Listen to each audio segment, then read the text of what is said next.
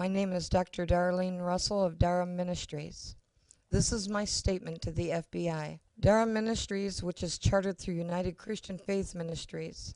This is my testimony of what has taken place here on YouTube, which has been provided to Agent Sarah Blond of the Pennsylvania FBI. Neither Durham Ministries nor United Christian Faith Ministries is responsible for my testimony or necessarily endorses my testimony. March of 2010, I received a phone call from Caroline Krieger informing me that, via telephone conversation, Pastor George Cook of Nehemiah Center in Pennsylvania had confided in her husband, Jeff Petkovicius of Yokeup Ministries, that he, George Cook, was kicked out of his former church due to pedophilia accusations made by several parents. Caroline stated, and I quote, "I have something to tell you, but you must keep this between ourselves. George is a pedophile. He was kicked out of his church for it and told Jeff. He also told Jeff he was doing pedophile stuff online.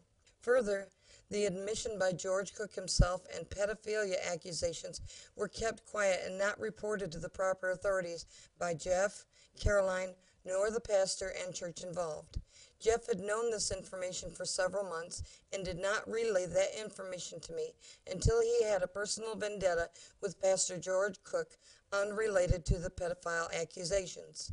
In other words, Jeff did not feel these pedophile accusations were important until he had a personal vendetta against George Cook. During his online fight with George Cook, Jeff made several videos claiming he received serious death threats and that Pastor George Cook was at the center of those death threats. Jeff also made videos on YouTube asking for help from the YouTube community concerning the death threats, and I believe those videos are still online. Soon afterward, Jeff formed a small group which included myself, and afterward invited another YouTube user, Sister Sunshine, into this group. Sister Sunshine set up a message board system whereby the members of the group could share information relating to the pedophile accusations and death threats Jeff and Caroline received in hopes of gathering evidence to take to the police and eventually making public the alleged sinister activities of Pastor George Cook and his followers. I began receiving death threats through YouTube, as well as other members of my family, along with numerous rape threats against my niece, who has Down syndrome. Jeff and Caroline then told the group he had suspicious characters lurking around his home. His neighbor's head was cut off. An incendiary bomb was placed on the neighbor's lap, and subsequently the neighbor's house burned down. This further supported Jeff's claims and instilled tremendous fear in Caroline. All members of the group were deeply concerned, aided in emotional support and spiritual warfare prayers on behalf of Jeff and Caroline. Jeff released 3 letters to all members of the group that were from a YouTube user who was married with children. These letters were love letters to a married man that this YouTube user had been having an affair with. It is my understanding, as related to me by Jeff and Caroline, that this YouTube user had been having many affairs while her husband was away during military service. I have screenshots of these letters in my possession. The wife of the military serviceman had sent the letters to Jeff asking for his help. I am not aware of any help that had been provided, although the letters were used as a warning to this person to back off from the feud between George and Jeff, since that YouTube user is a part of George's group. When information regarding my possession of these letters was conveyed to this YouTube user and other members of George Cook's group, many of the death threats ceased. In several emails, Caroline relayed to me her devastating fears and concerns of the death threats she and Jeff had received. Emotional support was given to Jeff and Caroline on almost a daily basis through emails and messages by all members of this group. Jeff conveyed to the group that the pedophile accusations against George Cook be made public and that he would back up these facts.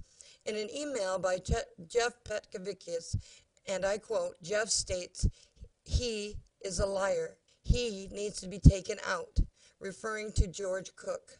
Then, when the pedophile accusations against George Cook became public, George Cook vehemently denied any pedophile accusations were ever made against him. Jeff nor Caroline ever backed up their pedophile accusations they relayed to the rest of the group once the allegations became public, leaving the rest of us to fend for ourselves when it was Jeff and Caroline who disseminated the information in the first place. Many people who knew, including myself, were ridiculed, called liars, and even threatened legal action by George Cook, saying no pedophile accusations were ever made against him. He accused me of slander and threatened to release my personal information to the public online and report me to my governing board when I said I knew he had told someone he was accused of pedophilia. During this time, I contacted Agent Sarah Blond of the Pennsylvania FBI with the information I had received and the information collected by the rest of the group. This is when I began receiving numerous hourly prank phone calls on a daily basis. Several people, including Sister Sunshine, then created many sock accounts on YouTube and made videos concerning George Cook's immoral activities online. I, at no time, ever made videos using sock accounts against George Cook. However, I did make comments relating to the pedophile accusations against George Cook that were made openly by myself under my real name. I have records and screenshots of all such comments. I have also made comments under other accounts that I have. George Cook and several of his followers in a public open Stickum chat room confronted Sister Sunshine, who they felt was guilty of releasing the pedophilia information, with accusations that it was Sister Sunshine who made the videos against George Cook, at which time George Cook and followers proceeded to badger, belittle, and accuse her by screaming, yelling, threatening, and calling her names such as drama whore. While Sister Sunshine repeatedly falsely denied any involvement in making the videos under any sock accounts, George also told Sister Sunshine that she had been ill due to her spiritual condition in coming against him and followers in public. This took place for approximately 2 hours. Jeff and Caroline remained silent after they found out Sister Sunshine had taken the brunt of the abuse. They never stood up for her when they were the ones who put her out there in the first place. George and others, including several members of his group, two of which were Kelso Fabulous and Violet Kitty 411, insinuated others, including myself, were involved in making videos against George. Sister Sunshine remained silent, allowing myself, as well as others, to be falsely accused. My contention with Jeff, Caroline, and Sister Sunshine has always been that of not backing up their participation and accusations made against George Cook, while allowing those who supported them, including myself, to take the responsibility for things they themselves had done, like the abuse and the harassment. During this Stickum encounter, George Cook admitted there was indeed pedophile accusations made against himself and briefly waved a supposed letter of apology by church members absolving George Cook of the pedophile accusations initially made against him by Pastor Jack Rice of Great Shepherd Christian Fellowship, a Mennonite church in Pennsylvania. Pastor George Cook claims Pastor Jack Rice was suffering from mental illness when Jack Rice made the pedophile accusations and subsequently sent to a mental health facility whereby Jack Rice was removed from his pastorate.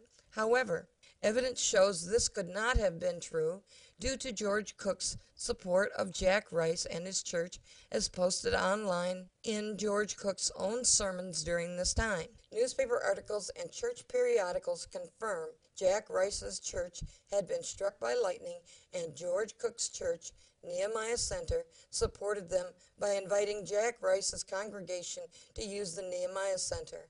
It is my personal suspicion the pedophile accusations made by Jack Rice and the parents may have taken place at this time. I do have in my possession the very sermon preached by George Cook himself, where George mentions Jack Rice's church being struck by lightning.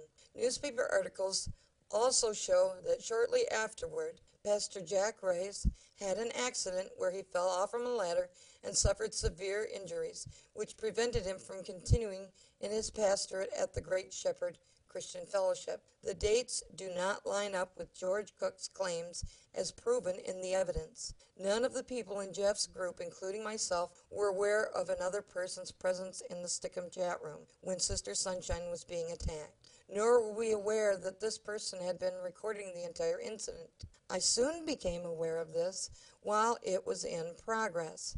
At this time, I have in my possession the entire video recording of the entire incident, along with all emails, messages, and phone message from my local police and FBI, validating and proving everything I testified to in this statement. After I viewed the full Stickum chat room incident, I contacted Pastor Jack Rice at his home by telephone. Pastor Jack Rice contends that pedophile accusations were indeed made against George Cook by Jack Rice himself and parents of his congregation, and at no time did he, Jack Rice, nor the parents, ever send George Cook a letter of apology.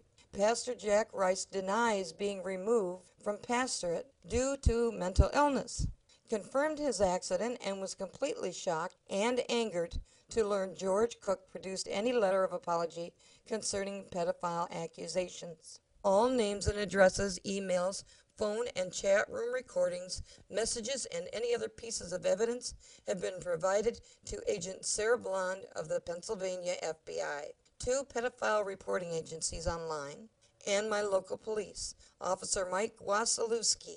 Since then, Jeff has publicly made ridiculous accusations against me, stating I had lied about my testimony of healing from a brain tumor in 2003. He has accused me of lying about my place of work or ministry. He's accused me of lying about my identity and my credentials, and has also threatened public release of personal information that would have placed those in my care in serious jeopardy.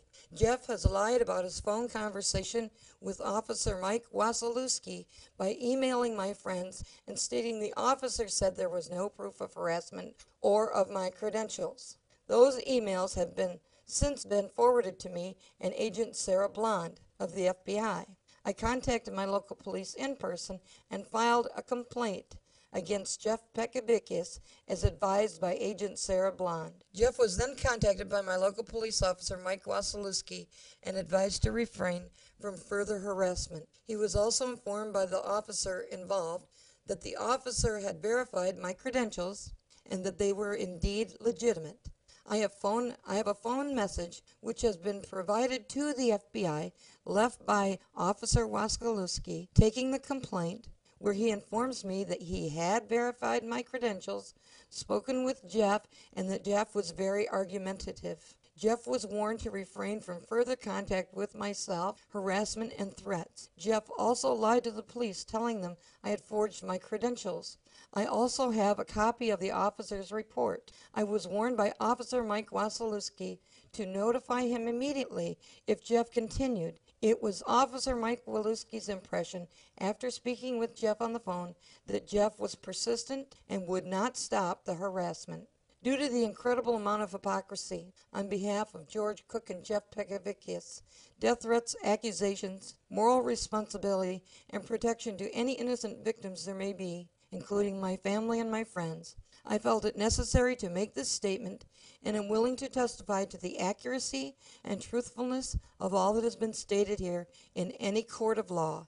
In fact, I welcome it. Several questions still remain. Why didn't Jeff report what he knew to the police? Why did George clearly say he was never accused, then publicly produced a letter while stating he was indeed accused of pedophilia? George called me a liar, saying he was never accused, then turned around, made a video, and in the Stickum chat room said he was indeed accused. Why did Jeff and Caroline ask for help publicly on video, say they wanted to oust George Cook because of the death threats and pedophilia accusations, and then dump the very friends who tried to help them? Why are there other people who are aware of these facts and yet feel no moral obligation to protect the innocent?